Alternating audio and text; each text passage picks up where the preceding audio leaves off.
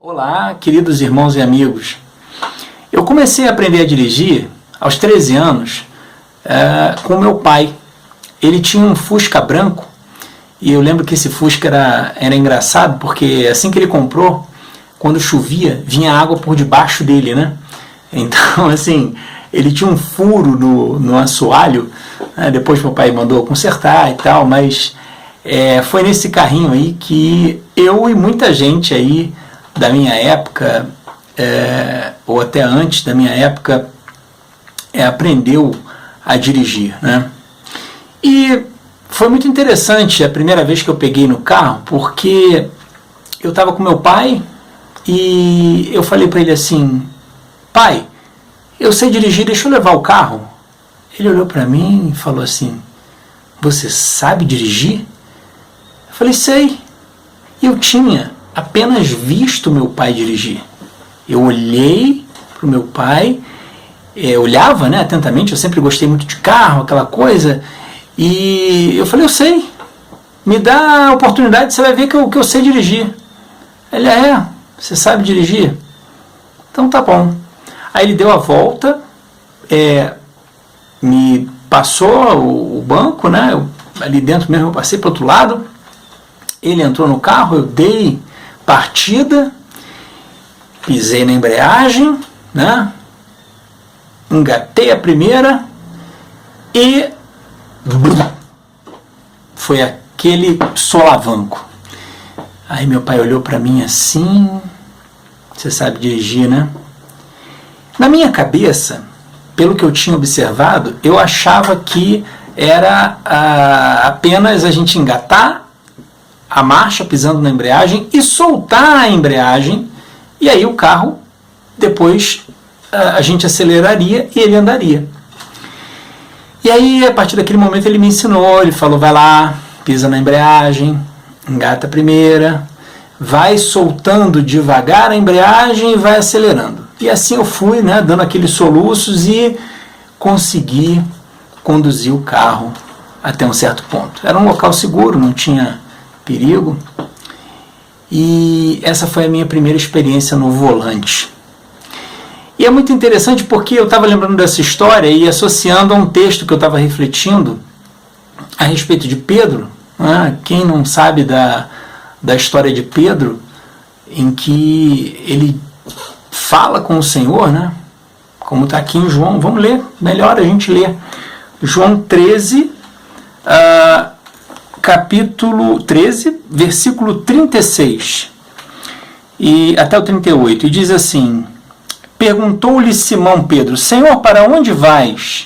Respondeu Jesus: para onde vou, não me pode seguir agora, mais tarde, porém, me seguirás. Replicou Pedro: Senhor, por que não posso seguir-te agora? Por ti darei a própria vida. Respondeu Jesus: darás a vida por mim? Em verdade te digo, que jamais cantará o galo antes que me negue 3 vezes. Outros textos falam, nos outros evangelhos, né, que os outros também disseram a mesma coisa, que estavam prontos ali até para morrer pelo Senhor, mas, na verdade, eles não estavam. Assim como eu achava que estava pronto para pilotar ali o fusquinha branco do meu pai, eu não estava pronto, assim como esses homens também não estavam prontos.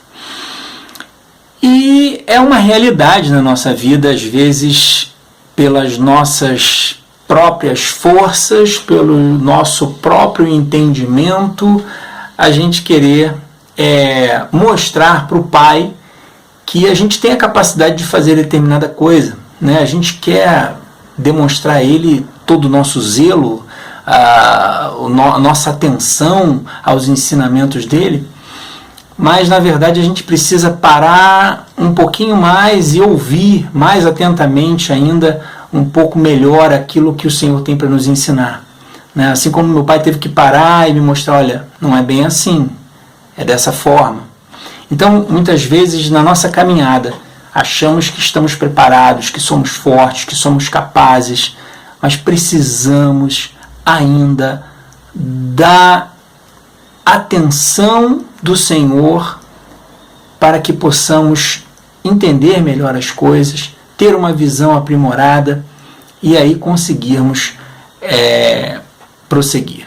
Obviamente isso exige de nós o exercício da paciência, né? Imagina um garoto de 13 anos afoito, ansioso para querer dirigir fora da sua época, né? Não tinha idade para ter carteira nem nada, e muitas vezes a gente é assim, a gente quer, na ansiedade, coisas que Deus está dizendo para nós ainda, é cedo, não dá para você, espera um pouco mais, aprende mais, e aí eu vou te conduzir e você vai chegar lá como deve, né? Preparado.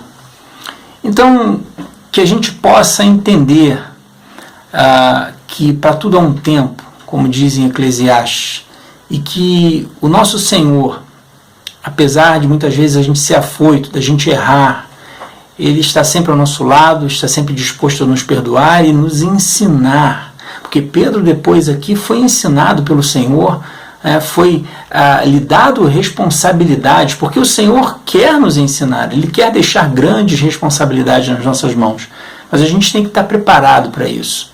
E aí ele diz para Pedro, né, no final ele fala que ele apacentaria as ovelhas do Senhor. Então Pedro foi um grande apóstolo e teve grandes realizações em nome do Senhor, pelo poder do Senhor, e porque ele estava preparado, estava amadurecido para realizar aquelas coisas. Vamos pedir esse amadurecimento ao nosso Deus. Senhor, nós sempre queremos te impressionar de alguma forma, mas é impossível, Pai. É sempre o contrário. O Senhor é quem nos impressiona. Então pedimos, ó Deus, que o Senhor venha com todo o teu poder, com toda a tua majestade, a tua glória, nos trazer, através do teu Santo Espírito, o entendimento, a paciência, o discernimento para entendermos as fases de nossas vidas, aquilo que podemos ou não realizar, em teu nome. Que nós tenhamos, Senhor, maturidade espiritual do Senhor, para que sejamos capazes de realizar aquilo que está no teu coração para as nossas vidas, pois sabemos que nossa vida tem um propósito santo em tuas mãos. Nossa vida não é largada, não é jogada, ela tem algo a cumprir e nós nos realizamos no cumprimento da tua vontade, Senhor. Nós nos sentimos plenos somente nessa situação em que estamos no centro da tua vontade. Então trabalha as nossas mentes, trabalha os nossos corações, para que tenhamos esse entendimento e amadurecimento para recebermos das tuas mãos aquilo que o Senhor tem para nós, realizarmos em teu nome e o teu nome seja glorificado através de nossas vidas. Em nome de Jesus é o que te pedimos. Amém. Meus amados irmãos, é sempre uma grande alegria, um grande abraço e até a próxima.